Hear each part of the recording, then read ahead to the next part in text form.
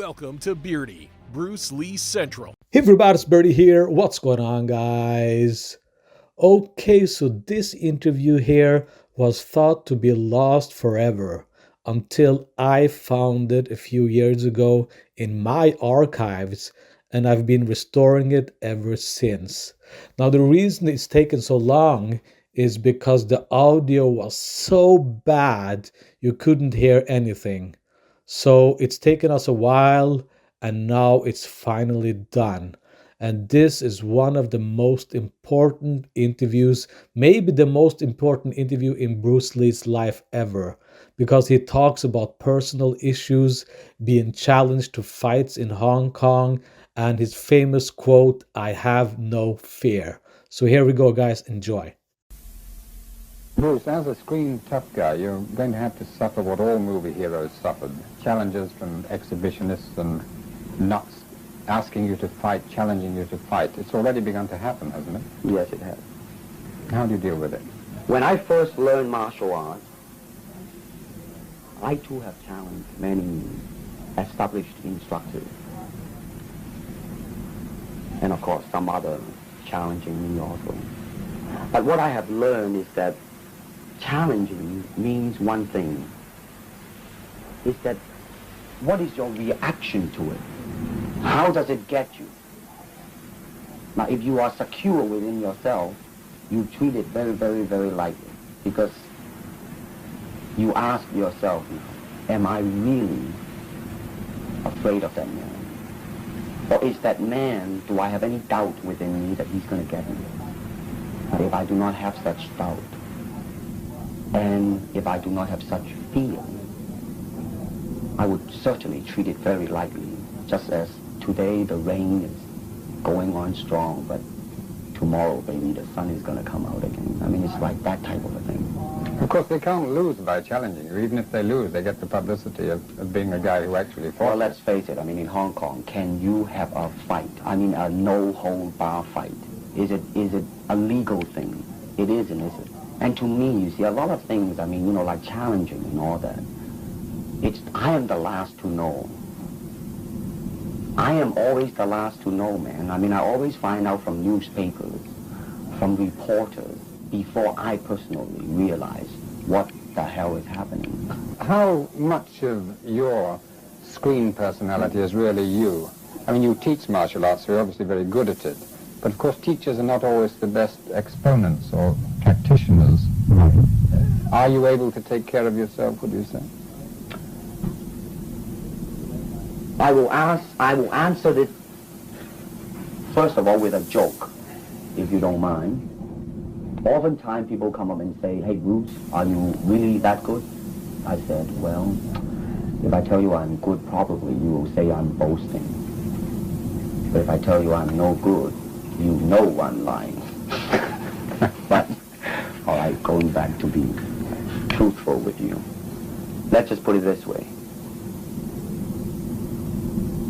I have no fear of opponent in front of me, but I am very self-sufficient, that they do not bother me. And that should I fight, should I do anything, I have made up my mind, and that's it, baby. You better kill me before.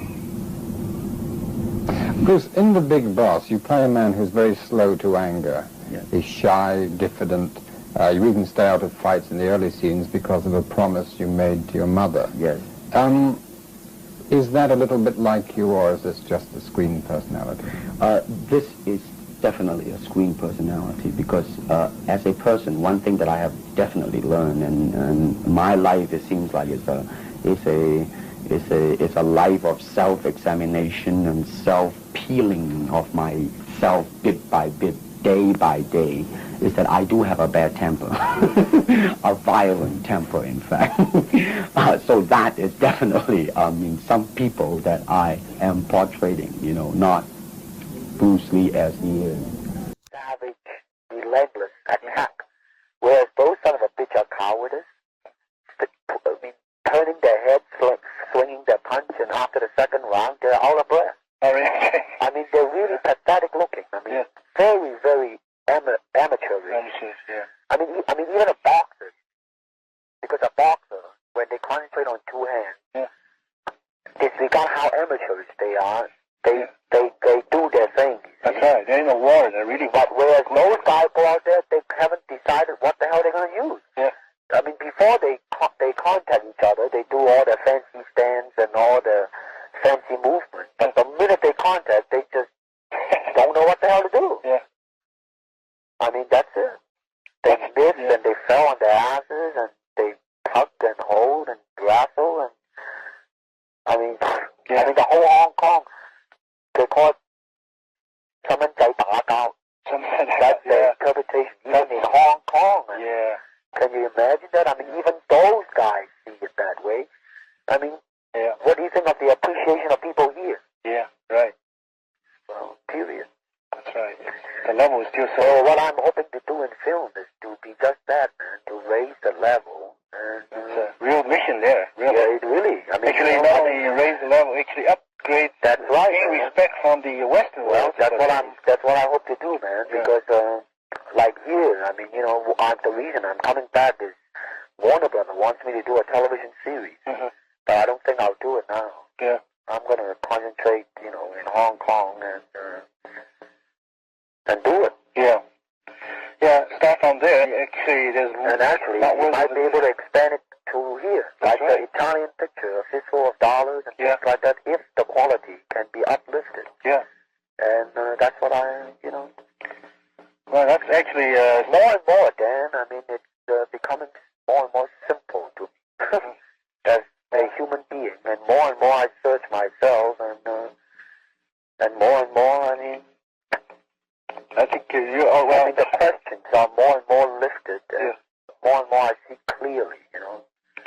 It's really the simplicity. It is, it really is, man. I mean, what it is that what man has to get over is the consciousness. Yeah. The consciousness of himself. And I always remember you say you have to sharpen your tools, you know. The basic tools. You got tools working properly, well, then you can use them. Yeah. You see, I mean, here it is.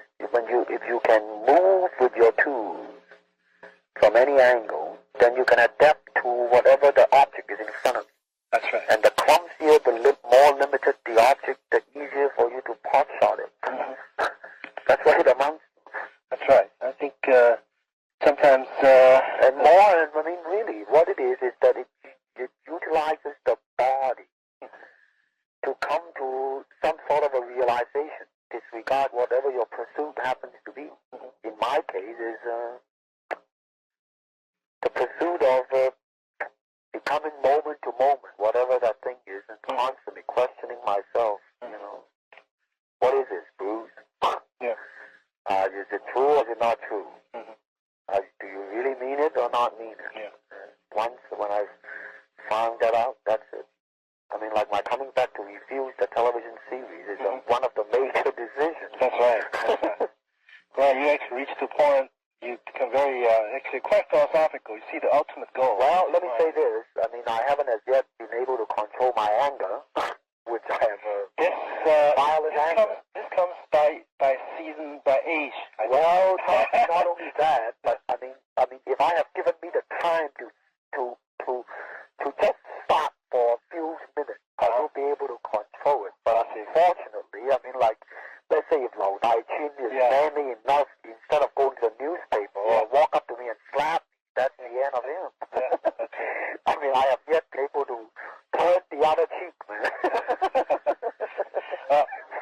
Well, in fact, I think the fact you right now, I would say 10 years ago, if you're 𝘽𝙧𝙪𝙘, you just say, okay, pick your time. I'm going to pick the time? Yeah. I will take the time. You should. I won't even say anything. I'll just show up right in front of his door waiting for him. Yeah.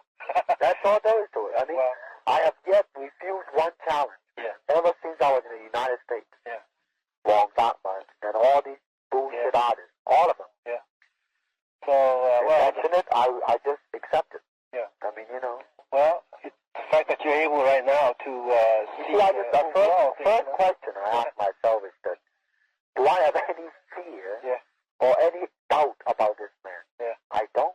Yeah. And do I know what his intention is? Yes, I do. Yeah. Then what the hell are you going to do about it? Nothing. Yeah, right. That's it. That's it. Well, I mean, it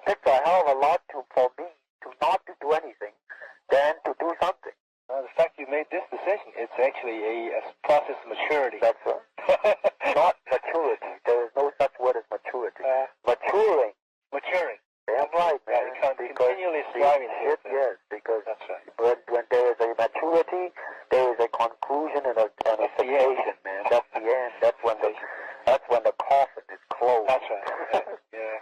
It's always continually. You might be deteriorating physically in the long process of aging, but shit, man, in your discovery daily is still the very, same, every day. Well, I think you're actually getting to a point where you remember the two Chinese scrolls, 以谋法, 为有法, 谋汉, you're reaching these points, approaching these points. That's the most important thing. Part. And because when there is a way, man, there lies the limitation. That's right. When there is a circumference, it traps. And when it traps, it rots. And when it rots, it is lifeless. That's right. Well, whatever you said has been making a great impact in my training, in my thinking of the martial art as a whole.